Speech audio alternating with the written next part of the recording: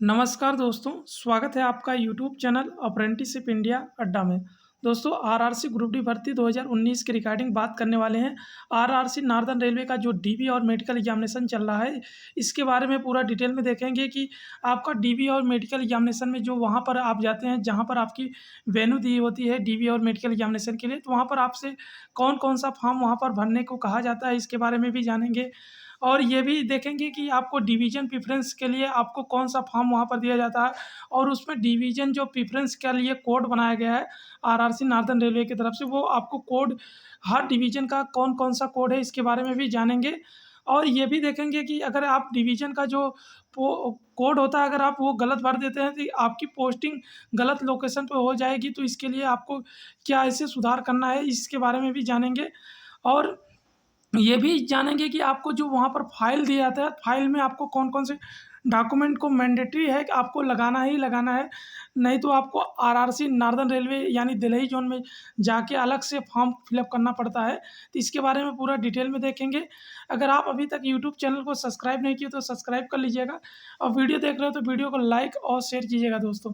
दोस्तों, फाइनली हम आ गए हैं जो नार्दर्न रेलवे की ऑफ़िशियल वेबसाइट है, यहाँ पर देख सकते हैं RRC northern railway Delhi zone की ऑफ़िशियल वेबसाइट है। आप यहाँ पर आएँगे तो आपको यहाँ पर ये आपको कॉल लेटर के लिए दिया गया लिंक, यहाँ कट ऑफ दिया गया है और यहाँ पर ये लिस्ट भी दी गई जो कैंडिडेट यहाँ से कितने कैंडिडेट को लोग डीबी के लिए बुलाया गया है, उसके बारे में यहाँ पर पूरा डिटेल में दिया गया है।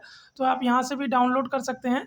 तो अब हम ये भी देखते हैं ऑफ़िशियल जो यहाँ पर फॉर्म दिया जाता है, किस तरह के फॉर्म आपको वहाँ पर दिए जाते हैं।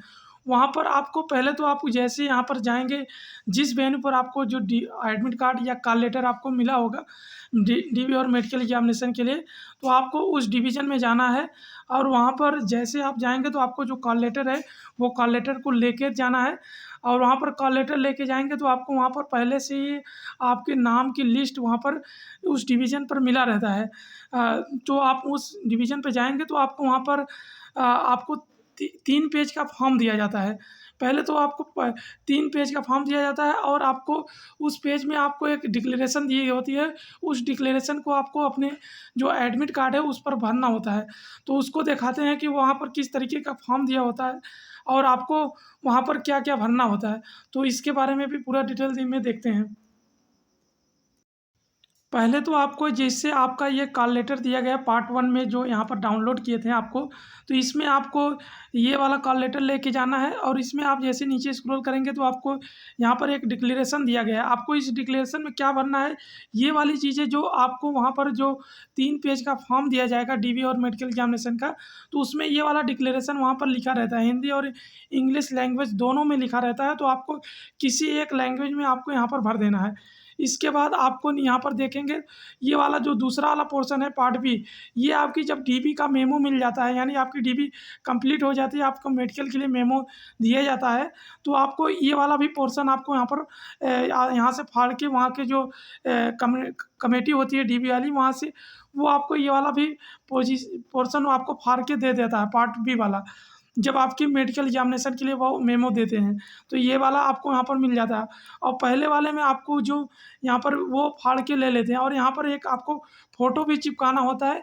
इसको फ़ोटो आप लेटेस्ट जो अभी लेटेस्ट आपका फ़ोटो वो वाला भी चिपका सकते हैं या तो आपको फॉर्म वाले में भी जो भरते समय दिए हैं वो वाला फ़ोटो यहाँ पर चिपका सकते हैं। लेकिन आपको लेटेस्ट वाला ही लगाना है क्योंकि नोटिफ़िकेशन में लेटेस्ट है। अगर नहीं है तो भी कोई दिक्कत होने वाला नहीं है। ये इसको यहाँ पर चिपका देना है। यहाँ पर जैसे देख सकते हैं यहाँ पर इनका जो है यहाँ पर दिया गया है डीआरएम ऑफिस अम्बाला में दिया गया है। इनका अम्बाला में वेरिफिकेशन था तो 16 तारीख को तो ये वहाँ पर इनको जाना था, तो यहीं पर इनका भी मेडिकल होता है। जिनका भी अम्बाला में है उनके लिए अम्बाला वालों का मेडिकल और डीबी वहीं हो जाता है क्योंकि उसके बगल में डीआरएम ऑफिस के बगल में ही वहाँ पर रेलवे का जो हॉस्पिटल है उसी में ही वो दे देते हैं। इसमें ये कोई दिक्कत नहीं होती। जैसे आप वहाँ पर सुबह जिस समय आपकी रिपोर्टिंग टाइम होती है, आप वहाँ पर रिपोर्ट करेंगे, तो तुरंत आपको वहाँ पर लिस्ट के अनुसार आपको वहाँ पर बैठा लिया जाता है। उसके बाद नंबर वाइज़ आपको डीपी के लिए बुलाया जाता है। वहाँ पर सभी डॉक्यूमेंट्स आपको वहाँ पर देने होते हैं। जैसे आपने अगर आईटीआई और अप्रेंटिस हैं रेलवे से, तो आपको वहाँ पर 10वीं देनी होती है, प्लस आपको आईटीआई का देना होता है। आईटीआई और सीसीए जो हैं, तो ये इसका अप्रेंटिस का, तीनों का मार्कशीट और तीनों का सर्टिफिकेट देना होता है। इसके बाद आपको अगर आप SC ST OBC या किसी भी कैटेगरी से हैं तो आपको वहाँ पर अपना कैटेगरी वाला कास्ट सर्टिफिकेट सेंट्रल गवर्नमेंट वाला फॉर्मेट में देना होता है। उसके बाद आपको वहाँ पर जो रेलवे का फॉर्मेट है उस पर भी मोहर मरवा के लेके जाना है। उसके बाद वहाँ पर फिर भी अगर आपको कोई भी डॉक्यूमेंट कम होता है तो वहाँ पर चल जाता है। आपको एक एप्लीकेशन लिखना होता है और एक एफिडेविट भी अगर बनवाए हैं तो एफिडेविट भी दे सकते हैं, नहीं तो आपको केवल एप्लीकेशन से भी काम हो जाता है। वहाँ पर जो भी डॉक्यूमेंट्स आप देंगे उसके बाद कुछ भी कमी रहती है तो आपको 15 दिन का मौका दिया जाता है। वो आपको अपने RRC दिल्ली में जाके आपको वहाँ पर जमा करना होता है और 2-4 दिन में अगर आप दे सकते हैं तो आपको वहीं अम्बाला में भी जमा कर सकते हैं, ऐसा कोई दिक्कत नहीं होता है। उसके बाद आपको वहाँ पर RRC जाके वहाँ पर अपना डॉक्यूमेंट दे के आपको वहाँ से बाकायदा आपको एक रिसीविंग भी दिया जाता है। इस रिसीविंग को ले लेते हैं तो आपको कोई दिक्कत नहीं होती है। जब आपकी फाइनल मेरिट बनेगी तो उस समय आपकी ये जो लेटर दिए रहता है उस पर वो जो वहाँ के स्टाफ के लोग होते हैं इस पर वो ध्यान देते हैं कि ये कैंडिडेट हमको दोबारा आपको ये डॉक्यूमेंट देने को बोला है, वो दे देगा। इसलिए आपको वहाँ पर रिजेक्ट नहीं किया जाता, DB में कोई प्रॉब्लम नहीं होती और इसके बाद आपको मेमो बनाकर मेडिकल एग्जामिनेशन के लिए भेज दिया जाता है। तो ये तो आपका एडमिट कार्ड है। अब बात करते हैं कि आपको जो वहाँ पर मेमो दिया जाता आपको जो फॉर्म दिया जाता है उसमें क्या-क्या भरना होता है और फॉर्म कितने पेज का होता है और वहाँ पर जो एक फ़ाइल मिलता है RRC ग्रुप डी का, उस फ़ाइल में क्या-क्या डॉक्यूमेंट्स नत्थी किया जाता है इसके बारे में भी डिटेल में देखते हैं। तो जो अम्बाला से हैं, जैसे वहाँ पर जो जैसे अम्बाला है और ये आपका फ़िरोज़पुर है और दिल्ली है और मुरादपुर है, मुरादाबाद और आपका ये लखनऊ डिवीज़न है। यहाँ सभी जगह DB चल रही हैं, तो आपको जिस DB पर आपको जिस लोकेशन पे दिया गया है, वहाँ सेम प्रोसेस इसी तरीके से हो रही है। तो ये हम आपको अम्बाला के बारे में बता रहा हूँ, तो अम्बाला में जो हो रही है वो प्रोसेस यही है। यहाँ पर जो ये हॉल टिकट है, हॉल टिकट पर आपको ये पहले तो आपको ये सब भर लेना है। इसके बाद आपको एक फॉर्म दिया गया होता है, वो फॉर्म आप यहाँ पर देख सकते हैं। इस तरीके से आपको northern railway recruitment cell document verification cum medical examination RRC यहाँ पर CN नंबर RRC 01/2019 करके एक ऐसा 3 पेज का फॉर्म दिया जाता है। ये आपको यहाँ पर देख सकते हैं। ये पहला पेज यहाँ है, उसके बाद दूसरा पेज ये वाला है। इसके बाद ये आपका तीसरा पेज दिया गया होता है, जो आपकी पोस्टिंग वाला होती है। इसके बाद आपको इस तरीके से वहाँ पर आपके लेवल 1 पोस्ट के लिए आपकी एक DB का एक वहाँ पर फ़ाइल होती है, जो रेलवे की तरफ से होती है। वो लोग ये लोग वहीं से आपको जब आपका DB हो जाता है, इसी फ़ाइल में वो नत्थी करते हैं। तो इसके बाद आपको दिखाता हूँ कि आपको पहला जो फॉर्म होता है, ये वाला फॉर्म नंबर पेज A पर दिया होता है। इस वाले पे आपको कुछ नहीं करना होता है। इस पर ये जो वहाँ के स्टाफ के जो अधिकारी होते हैं वो लोग भरते हैं। इस पर आपको कुछ भी करना नहीं है। इसमें आप देखेंगे बेसिक डिटेल आपका दिया होता है, जैसे यहाँ पर मेडिकल एग्जामिनेशन के लिए होता है। जैसे आप यहाँ पे देख सकते हैं, आपका जैसे यहाँ पर डिवीज़न जो दिया गया अम्बाला दिया गया है, DB डेट दिया होता है, नाम दिया होता है कैंडिडेट का, फादर नेम दिया हुआ होता है और कैंडिडेट का रोल नंबर दिया गया होता है और यहाँ पर कम्युनिटी दी होती है और यहाँ पर डेट ऑफ बर्थ दिया होता है और आपका फ़ाइल नंबर दिया होता है। जैसे आपको जो फ़ाइल नंबर होता है कि आपके उसी फ़ाइल नंबर में आपके सभी डॉक्यूमेंट वहाँ पर रखे जाते हैं। सभी नत्थी करके वो उसी डॉक्यूमेंट में आपको वहाँ पर फिलअप करें और इस पेज पर आपको केवल एक फ़ोटो इस कॉर्नर पर दाहिने साइड आपको एक फ़ोटो अपना लगाना होता है लेटेस्ट, जो यहाँ पर लगा देना होता है। इसके बाद आपको कुछ भी नहीं करना होता है। यहाँ पर आपको जो बाय बायोमेट्रिक वेरिफिकेशन होता है। इस जैसे आप वहाँ पर हिलेंगे इस फॉर्म को लेकर, तो आपको वहाँ पर पहले हिलते ही आपकी एक बायोमेट्रिक होती है। वहाँ पर आपको बायोमेट्रिक आपको फिंगर लगाना होता है। फिंगर लगाने के बाद आपकी ये प्रोसेस हो जाती है, तो आपको यहाँ पर वेरीफाई कर दिया जाता है और इस पर एक आपके फ़ोटो पर एक मोहर लगा दी जाती है वेरीफाई का। और यहाँ पर जो CBT एग्ज़ाम एजेंसी होती है वो सबका यहाँ पर सिग्नेचर होता है, जैसे यहाँ पर देख सकते हैं।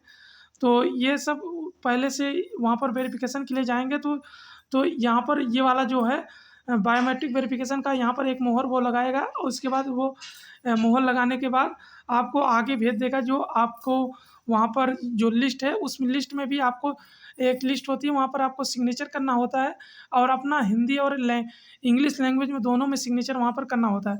इसके बाद ये सब जो यहाँ पर बताया गया CBT कंडक्टिंग एजेंसी का नाम, ये सब वगैरह आपको कुछ भी नहीं करना है। यहाँ पर पीटी एजेंसी का ये सब पहले से आपको इस पर कुछ भी नहीं करना है। ये सब वहाँ पर स्टाफ के लोग ये सब करते हैं।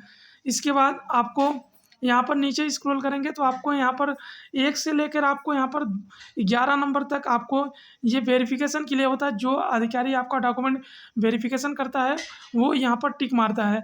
और जैसे आपको पहले नंबर पर वो टिक मारेगा, यहाँ पर आपने क्या डॉक्यूमेंट्स लगाया है, एजुकेशनल क्वालिफ़िकेशन में आपने क्या डॉक्यूमेंट्स लगाया है, और यहाँ पर latest 6 passport size photo colour आपको यहाँ पर जो ओल्ड मतलब कम से कम 6 महीने का पुराना नहीं होना चाहिए, जिसमें आप कैप या गूगल्स नहीं पहना होना, यानी चश्मा और आपके पास टोपी सिर पे नहीं लगा होना चाहिए। ये चीज़ें यहाँ पर इसके बाद ये वाला फ़ोटो यहाँ पर वो टिक मारते हैं। ये और यहाँ पर एससी एसटी का जो ओबीसी का जो कास्ट सर्टिफिकेट होता है वो यहाँ पर टिक लगाते हैं। और इसके अगर ये जो इशू सर्टिफिकेट होता है वो इसके आधार पर होना चाहिए। तो यहाँ पर ये फॉर्मेट का जो होता है फॉर्मेट आपने लगाया है तो वो फॉर्मेट का यहाँ पर टिक लगाते हैं। और ओबीसी के लिए यहाँ पर नॉन क्रीमिनल लेयर वाला जो लेटेस्ट कम से कम 1 साल का पुराना नहीं होना चाहिए, लेटेस्ट होना चाहिए 1 साल का। लगभग 1 साल पुराना रहेगा तो भी चल जाएगा, वो वाला भी यहाँ पर टिक मारते हैं वो। और वो डॉक्यूमेंट्स आपको यहाँ पर देना होता है। जो डॉक्यूमेंट्स आप देंगे वो यहाँ पर वो जो अधिकारी होता है वो यहाँ पर टिक मारेगा और वो चीज़ आपको ओरिजिनल और देखकर आपको वो अटैच करता है। इसके बाद यहाँ पर एक सेल्फ डिक्लेरेशन जो होता है ओबीसी के लिए नॉन क्रीमिनल वाले को यहाँ पर वो लगाते हैं। तो आपको यहाँ पर पीडब्ल्यूडी वालों के लिए यहाँ पर ये इसका टिक मारते हैं। और मैंने जो अल्पसंख्यक माइनॉरिटी का सर्टिफिकेट होते हैं यहाँ पर वो टिक मारते हैं। और आगे यहाँ पर जैसे देखते हैं यहाँ पर जो एक्स सर्विसमैन होते हैं उनके लिए यहाँ पर उनका सर्टिफिकेट होता है और डिस्चार्ज का बुक होता है वो भी लगाते हैं, तो उनका भी टिक। और एज में रिलैक्सेशन लेते हैं उनके लिए भी यहाँ पर दिया होता है। सभी डॉक्यूमेंट का आपको यहाँ पर टिक मारते हैं। ये पहले पेज पर आपको कुछ भी नहीं करना होता है। ये चीज़ें वो जो वेरिफिकेशन करते हैं वही करते हैं। अगर आप सीसीए हैं तो आपको इस वाले कॉलम में आपका यहाँ पर जो रेलवे अप्रेंटिस होते हैं, जैसे आप कितना आपने नंबर पाया है और कितने में कितना आपका पूर्णांक था और कितना नंबर आपने पाया है, वो ऑलरेडी आपका यहाँ पर फिलअप होता है। और आपका कितना परसेंटेज था, वो जो एनसीवीटी मार्क्स आपने अपलोड किया था वो डिटेल ऑलरेडी इस फॉर्म में फिलअप होके आरआरसी दिल्ली की तरफ से सभी डिवीज़न पे आपके फॉर्म को भेज दिया जाता है। तो इस वाले फॉर्म पर आपको कुछ भी नहीं करना होता है। तो इसके बाद आपको यहाँ पर देख सकते हैं ये एनओसी वगैरह जो अगर आप किसी गवर्नमेंट सर्विस में हैं तो ये सब चीज़ें यहाँ पर टिक मारते हैं। कहने का मतलब आपको यहाँ पर कुछ भी नहीं करना होता है।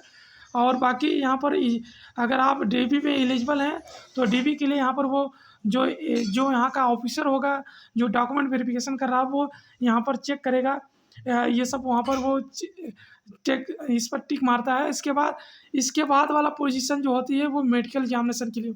और इसके बाद ये आपकी आगे जब आप यहाँ पर फिट होते हैं तो ये मेडिकल एग्जामिनेशन के लिए आपको वहाँ पर मेडिकल के लिए जब भेजा जाता है तो ये फाइल आपकी आगे भी यहाँ से ऑटोमेटिक वो लोग आपकी फाइल हॉस्पिटल में भेज देते हैं। तो वहाँ पर ये मेडिकल आपका किस स्टैंडर्ड का होगा वो डॉक्टर यहाँ पर रिपोर्ट लगाता है। तो यहाँ पर मेडिकल फिट है या अनफिट है या टेम्परेरी फिट है, ये सब पूरी डिटेल वो वहाँ पर जो हॉस्पिटल का होता है मेमो, वहाँ पर जाने के बाद वो सब यहाँ पर फिट होने के बाद ये यहाँ पर वो सब डिटेल फिट देते हैं। और इसके बाद अगर आपको कुछ भी कमी रह जाती है तो यहाँ पर वो रिमार्क में लिखता है जो यहाँ का ऑफिसर होता है।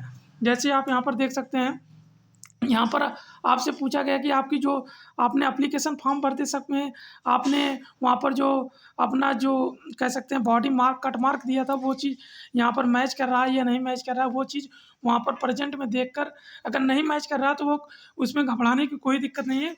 ऑलरेडी वो लोग आपसे दूसरा कट मार्क या वगैरह लेते हैं और उसके बाद वहाँ पर ही वो डाल देते हैं। इसके बाद आपकी जो सीबीटी या पीटी में जो सिग्नेचर होती है वो मैच कर रहा है कि नहीं मैच कर रहा, इससे आपको कोई घबराने की बात नहीं। वो सब चीज़ें वहाँ पर वो लोग कर लेते हैं।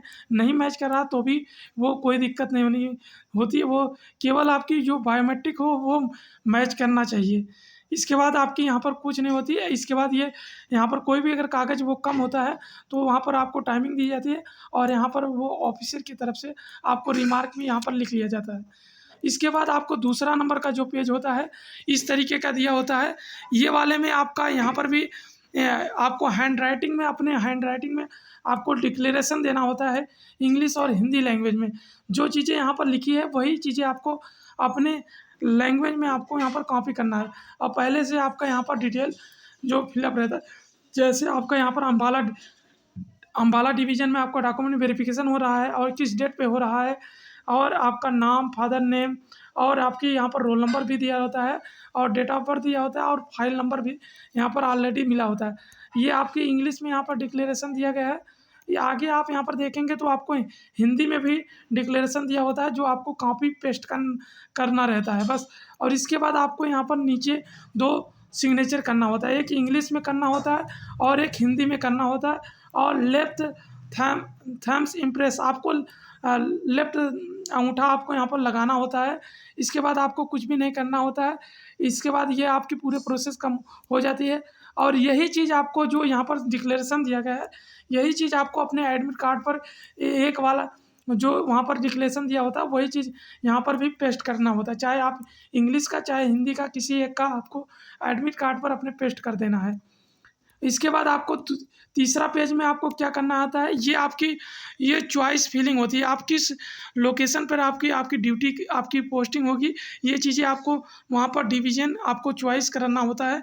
यहाँ पर ये चीज़ें आपको देखने को मिल जाएगा। आप देख सकते हैं इसमें बताया गया RR northern railway railway requirement cell option form fill up the candidate only. यहाँ पर चॉइस फिलिंग, यहाँ पर भी आपका पूरा डिटेल यहाँ पर पहले से मौजूद होती है इस फॉर्म पर। इसके बाद आपको यहाँ पर नॉर्दर्न रेलवे में 13 जोन में आपकी पोस्टिंग 13 डिवीज़न पे आपकी पोस्टिंग हो सकती है। यहाँ पर 13 डिवीज़न का यहाँ पर कोड दिया गया होता है। जैसे आपको मान लीजिए अगर आप लखनऊ में पोस्टिंग चाहते हैं तो आपको लखनऊ के लिए यहाँ पर 04 कोड दिया गया है। आपको पहले नंबर पर आपको 04 कोड डालना है। और इसके बाद जैसे आप दूसरा नंबर आप जो भी लेना चाहते हैं, जैसे लखनऊ वर्कशॉप लेना चाहते हैं, यहाँ पर आलम चारबाग वर्कशॉप के लिए कोड दिया गया है, आलमबाग वर्कशॉप के लिए कोड दिया गया है। जो भी आपको कोड लेना जहाँ पर आप पोस्टिंग लेना चाहते हैं उसके क्रम के अनुसार आपको प्रेफरेंस देना होता है। यहाँ पर जैसे दिल्ली है, अम्बाला है, फिरोजपुर है और मुरादाबाद है, और यहाँ पर बहुत सारा दिया गया है। तो आप इसके रिगार्डिंग आप अपने हिसाब से देख लीजिएगा। यहाँ पर 13 यहाँ पर डिवीज़न का कोड दिया गया है और यहाँ पर 2 प्रोडक्शन यूनिट भी है, यहाँ पर भी कोड दिया गया। जैसे आरसीएफ और डीएमडब्ल्यू का दिया गया है, जो 12 और 13 कोड दिया है। तो जो भी कोड है वो आपको यहाँ पर आगे प्रेफरेंस में देना है। जैसे यहाँ पर जो इन कैंडिडेट की तरफ से यहाँ पर प्रेफरेंस दिया गया है, पहले नंबर पर इन्होंने 4 नंबर का पोस्ट कोड दिया है। दूसरे नंबर पर यहाँ पर इन्होंने 08 दे दिया है, जो यहाँ पर पहला इनका लखनऊ है, दूसरा चारबाग वर्कशॉप दिया है, तीसरा इन्होंने आलमबाग लखनऊ वर्कशॉप का दिया है। इस तरीके से इन्होंने पूरा पोस्ट का प्रेफरेंस यहाँ पर फिलअप किया है। यहाँ पर आप इसी तरीके से आप अपना प्रेफरेंस दे सकते हैं। और नीचे आप देखेंगे तो आपको यहाँ पर बताया भी गया है कि ये जो चॉइस फिलिंग होती है वो आपको चॉइस फिलिंग के आधार पर नहीं, बल्कि आपके जो आपका नंबर है उसके मेरिट के आधार पर, और आपके जो मेडिकल फिटनेस होती है, जिस पोस्ट के लिए आप अप्लाई कर रहे हैं उस पोस्ट पर आपकी मेडिकल फिटनेस होना ज़रूरी है, तभी आपको उस पोस्ट पर आपकी सिलेक्शन दी जाएगी। जो आपने ऑनलाइन फॉर्म भरते समय आपने पोस्ट का फिलअप किया गया है उसके बारे में यहाँ पर बताया। अब आपको दिखाता हूँ कि आपका पोस्ट प्रेफरेंस का फॉर्म कैसा होता है। यहाँ पर ये चीज़ें देख लीजिएगा, ये 3 तरीके के यहाँ पर ये फॉर्म दिया और नीचे आपको एक यहाँ पर सिग्नेचर करना है। जिस तरीके से आपने सीबीटी में एग्ज़ाम देते समय दिया था वो यहाँ पर देना है। तो ये चीज़ें कर देना है और इसके बाद आपको कुछ भी दिक्कत नहीं होने वाली है। आपको सीधा मेमो दे दी जाती है और मेमो लेके आपको सीधा अगले दिन आपको जिस डेट पर आपको रिपोर्ट करना है हॉस्पिटल में, बिना खाली पेट आपको वहाँ पर रिपोर्ट करना है। उसके बाद आपकी मेडिकल करीबन आपको एक दिन में, अगर आपको कोई दिक्कत नहीं है मेडिकल में, तो आपका मेडिकल एक दिन में पूरा हो जाता है। उसके बाद अगर किसी को आँख वगैरह में प्रॉब्लम है तो वो चीज़ें आपकी मेडिकल वहाँ पर दूसरा दिन भी रोका जाता है। पहले तो मेडिकल में बता दूं आपको, मेडिकल में वहाँ क्या होता है। पहले दिन आप जैसे जाएंगे तो वहाँ पर बहुत सारे ग्रुप में बांट दिया जाता है अलग अलग चीज़ों का। जैसे बहुत सारे हॉस्पिटल में आप लोग जानते होंगे, क्योंकि डॉक्टर बहुत सारे कामों में व्यस्त होते हैं, क्योंकि उनको बहुत सारा मरीज़ को देखना भी होता है। इस वजह से वो अपना जो टाइमिंग होती है वो 4 ग्रुप में बाँट देते हैं। जैसे अगर 60 लड़कों को बुलाया गया मेडिकल के लिए, तो उसमें 15-15 का ग्रुप बाँट देते हैं। तो अलग-अलग डॉक्टर के पास, क्योंकि पहली 15 वाली ग्रुप एक्स-रे के लिए जा रही है, तो दूसरी 15 वाली ग्रुप जो होगी वो आँख आई टेस्ट के लिए जाएगी, और तीसरी ग्रुप हाइड्रोसिल, या चौथी ग्रुप जो होगी वो यूरिन के लिए जाएगी। इसके बाद वो अल्टी-पल्टी होती रहती है, मतलब उनका जैसे पहले वाले ग्रुप का अगर एक्स-रे हो गई, तो दूसरी ग्रुप को आपको वो मेडिकल एग्ज़ामिनेशन के लिए जो आपकी हाइड्रोसिल के लिए भेज सकते हैं, और तीसरी वाली ग्रुप वो चली जाती है आई टेस्ट के लिए। ऐसे वो बदलते हैं। तो आपको वहाँ पर आपका क्या-क्या होगा, वहाँ पर आपकी आई टेस्ट होगी, दूर दृष्टि और निकट दृष्टि टेस्ट होती है, और आपकी वहाँ पर जो आप आपका जो वहाँ पर जो ये आपकी जो एक बुक होती है, वहाँ पर जो पढ़ाते हैं कलर विज़न के लिए, आप लोग जानते हैं, जिससे उसमें आपको जो सिंबल होता है वो पढ़ के बताना होता है, और उसके बाद आपको वहाँ पर नंबरिंग होती है, वो देखना होता है, नंबर आपको देखना पड़ता है। इसके बाद आपको वहाँ पर सिंबल बना होता है, उस सिंबल पर आपको हाथ से अपने ऐसे-ऐसे चलाना होता है कि किस एरिया में वो जो डिज़ाइन बना होता है, उस डिज़ाइन पर आपको चलाना। इसके बाद आपको वहाँ पर एक कमरे में लेकर वो लाइटिंग जो होती है, वो कलर के लिए आपको बताना पड़ता है, इस कलर कौन-सी कलर की लाइट जल रही है। इसके बाद आपको वहाँ पर ये सब हो जाता है, तो आपको वहाँ पर गोली दी जाती है, और उसमें गोली में बताना होता है कि कितने गोली हैं और कितने कलर के हैं, ये सब चीज़ें वहाँ पर होती हैं। इसके बाद आपकी आई टेस्ट होती है कि उसमें आपकी आपकी आँख में कोई लेंस वगैरह तो नहीं लगा है, ये सब चीज़ें चेक होता है। उसके बाद ये सब चेक होने के बाद आपसे यूरिन के लिए भेजा जाता है, आपको अपना यूरिन टेस्ट कराना होता है। उसके बाद नॉर्मल प्रोसीजर होती है, कुछ भी है तो कोई दिक्कत होता नहीं वहाँ पर। अगर आपको कुछ भी प्रॉब्लम है, तो आपको डॉक्टर को पहले ही बता देते हैं, तो आपको डॉक्टर उस तरीके, जैसे आपको आँख में प्रॉब्लम है, तो डॉक्टर आपको वहाँ पर एक चश्मा जो उनका बगल में ही चश्मा का दुकान होता है जो प्राइवेट होती है, वहाँ पर आपको वो भेजते हैं। आपके चश्मे को नंबर लेके आनी है, और आपको उस नंबर को आपको अपने डॉक्टर को सबमिट कर देना है। उसके बाद डॉक्टर इस नंबर के आधार पर वो आपको फिट कर देता है, किसी दूसरे मेडिकल में आपको फिट कर देगा। जिस A2 नहीं हो पाता, तो C1 C2 में आपको फिट कर देगा, जिसको आँख में प्रॉब्लम है। बाकी सबको A2 वगैरह में फिट कर देते हैं, उनमें कोई दिक्कत नहीं होती। इसके बाद आप लोग को यहाँ पर यूरिन टेस्ट होने के बाद आपकी एक्स-रे होती है, एक्स-रे में भी आप फिट होते हैं, तो कोई दिक्कत नहीं होता। फिर उसके बाद आपको ये सब प्रोसीजर होने के बाद आपको डॉक्टर के द्वारा आपको बता दिया जाता है कि आपकी मेडिकल कंप्लीट हो गई है, आपको कोई दिक्कत नहीं है, आप जा सकते हैं। और उसके बाद जिसको अगर दिक्कत रहती है, उसको 1 दिन के लिए दोबारा रोक लिए जाते हैं। उनको ये ज़्यादातर वो आई टेस्ट में ही रोका जा रहा है। वहाँ पर आई टेस्ट में उनको कोई भी दिक्कत होती है, तो चश्मा वगैरह बनाने में दूसरे हॉस्पिटल से वो लेके आने में 2 दिन लग जाता है, नहीं तो 1 दिन में मेडिकल हो जाता है। ये अम्बाला में ऐसा ही हो रहा है। बाकी सभी ज़ोन में ऐसा ही हो रहा है, तो आप इस तरीके से आप देख सकते हैं। इसके बाद आपको समझ में आ गया होगा, आपको 3 तरीके का फॉर्म दिया जाता है, और इस तरीके का आपको एक फ़ाइल दिया जाता है। जब आपकी पूरे कंप्लीट हो जाती है, तो इस फ़ाइल में सभी वो चीज़ें आपका डॉक्यूमेंट नत्थी करके, ये यहाँ से जो डिवीज़न में होते हैं ऑफिसर, ये आपके आरआरसी को भेज देते हैं। अगर फिर भी अगर आपको किसी भी प्रकार की डॉक्यूमेंट्स की कमी होती है, तो 2-3 दिन में अगर आप लाके आप यहाँ पर भी दे सकते हैं, अपने जहाँ पर अम्बाला डिवीज़न में। नहीं तो आपको सीधा आपको आरआरसी जाना है। आरआरसी में आपको अपना जो फ़ाइल नंबर होती है, उसको वहाँ के जो स्टाफ़ के लोग होते हैं, उनको बताना है कि हमने आरआरसी जहाँ पर हमारा डीबी हुआ था, हमने वहाँ पर एप्लीकेशन दिया था, और ये डॉक्यूमेंट हमारा कम था, और ये डॉक्यूमेंट मैं आपको यहाँ पर सबमिट करने के लिए आया हूँ। तो आपको वहाँ पर भी सबमिट हो जाता है, और उसके बाद आपको बाकायदा आपको एक रिसीविंग भी दी जाती है कि आपने वहाँ पर ये डॉक्यूमेंट्स जमा कर दिया है, तो आपको इससे कोई दिक्कत नहीं होती।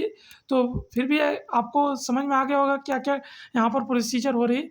आपको केवल वहाँ पर 3 पेज का फॉर्म दिया जाता है, वो वही भरना होता है, और आपका जो हॉल टिकट दिया गया उसको लेके जाना है। बाकी आपको पूरा डॉक्यूमेंट्स लेके जाना है, ओरिजिनल और फ़ोटोकॉपी। और फ़ोटोकॉपी तो वहाँ पर केवल 1 सेट ही लिया जा रहा है, और सेल्फ अटेस्टेड लिया जा रहा है। तो इससे आपको पूरी डिटेल में समझ में आ गई होगी। फिर भी अगर आपको कोई भी डाउट है तो बेझिझक कमेंट बॉक्स में मेंशन कीजिएगा। टोटली आपकी हेल्प एंड रिप्लाई करेंगे। और इसका ये जो फॉर्म फिलअप किया जा रहा है, अगर इसका आपको ये वाला पीडीएफ देखना है तो आपको नीचे टेलीग्राम का लिंक दिया हूँ, आप टेलीग्राम से जुड़ जाइएगा। आपको वहाँ पर भी इसको शेयर कर दूँगा, तो आप वहाँ से इसको डाउनलोड करके अच्छे से देख लीजिएगा। और आपको दिखाता हूँ कि आपने जो फॉर्म में पोस्टिंग दिया है, तो वो पोस्टिंग के आधार पे ही आपको जो पोस्ट दिया है उसी के आधार पे आपकी पोस्टिंग होगी। वो चीज़ें यहाँ पर भी मेंशन किया गया है। यहाँ पर देखेंगे तो यहाँ पर दिया गया है कि आपने जो पोस्ट प्रेफ़रेंस दिया गया है ऑनलाइन एप्लीकेशन में, उसके आधार पर ही आपको पोस्ट मिलेगी, बल्कि आप लोकेशन इसके आधार पे मिलेगी। लोकेशन आप अभी चेंज कर सकते हैं, जो आपको मौका दिया गया है। अगर ऐसा नहीं करते हैं, अगर आपको कुछ भी गड़बड़ी यहाँ पर कर देते हैं, तो आपकी पोस्टिंग उसी जगह हो जाएगी। तो आप लोग इसको अच्छे से देख लीजिएगा, वरना आपकी पोस्टिंग गलत जगह पे हो जाएगी। वो ये आपकी ज़िम्मेदारी होगी। वो यहाँ पर आरआरसी की तरफ से स्पष्ट रूप से गाइडलाइन यहाँ पर प्रोवाइड कर दी गई है। तो आपको दिखाता हूँ आपका फॉर्म कैसे होता है। आपने के जो फॉर्म फिलअप किया था 2019 में, जब आपने उसी समय आपका पोस्ट प्रेफरेंस ले लिया गया था। इस वक्त इस तरह के आपने फॉर्म फिलअप किया। नीचे जैसे स्क्रॉल करेंगे तो आप यहाँ पर देख सकते हैं पोस्ट प्रेफरेंस करके दिया गया है। आपको इस तरीके से आपने पोस्ट प्रेफरेंस यहाँ पर दिया था, तो इस तरीके से यहाँ प्रायोरिटी दी गई थी। तो इसके आधार पर आपकी पोस्ट मिलने वाली है। तो आप इसमें जो पोस्ट में आपको इसी तरीके से मिलेगी जो आपने यहाँ पर पोस्ट प्रेफरेंस दे दिया है, इसके आधार पर मिलेगी। बल्कि आप अभी आपके पास लोकेशन का मौका दिया गया, आप अपना डिवीज़न चेंज कर सकते हैं। आप यहाँ पर डिवीज़न के लिए उस समय फॉर्म भरते समय आपकी डिवीज़न नहीं मांगी गई थी, तो आप यहाँ पर डिवीज़न इस तरीके से आप भर सकते हैं। कोई दिक्कत नहीं होने वाली है। धन्यवाद। Keep in touch.